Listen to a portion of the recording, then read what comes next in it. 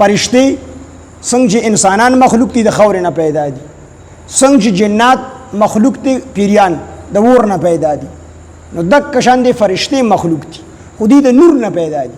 انسان د خاورې نه او پیریان د اور نه او فرشتي د نور نه الله پاک پیدا کړي دي. نو په فرشتو باندې ایمان راوړل دا ضروری دي.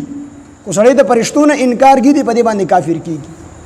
فرشتي داسې مخلوق دي چې دا نه خوراک کوي نه سکاک کوي نه چې کوم دی ودکیږي، بس دي ته چې د الله د طرف نه کوم حکم دی بس د الله تابعداري کوي، ذکر عبادت کوي د الله پاک، یو سکند لپاره هم د الله نافرمانی نه کوي. ځکه د معصیت او د نافرمانۍ ماده الله په دې کې نه ده اچولې، تعداد کې ډېرې زیاتې دي.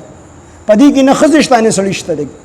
څنګه چې انسانانو کې بعضې سړي دي بعضې ښځې دي او دې سره چې کوم دي د دې بچي پیدا کېږي. دغه رنګې څومره ځناور چې دي انسانان دي پیریان دي، دې ټولو کې الله دا مادې دواړه پیدا کړي دي.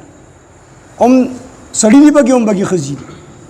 خو فرشتو کې الله دا صفت نه دی اخی، بس دې نه بچي راوړي نه چې کوم دی یو بل سره کوروالي کي، نه به دې کې د ښځې او د خاوند دا سلسله شته دی. بس دا الله په یو ترتیب باندې پیدا کړي دي او صرف د الله عبادت کی دا فرشته. او ډېر ګڼ تعداد کې بیت المعمور ودوي د مسمان د پاسه د فرشتو د دې کعبه ده او 8000 فرشتي روزانه د هغې نه طواف کوي. او چې کمی فرشتي یو پیره د هغې نه طواف وکړي تر قیامته پورې بیا د هغې نمبر نه راځي.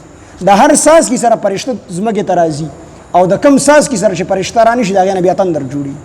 تاسو اندازه ولګئ چې دا په تعداد کې څومره دې تعداد صرف الله ته معلوم دی. خو موږ له اجمالي طور ایمان دی چې څومره فرشتي دي په ټول زموږ ایمان دی دا د الله د طرف نه دي.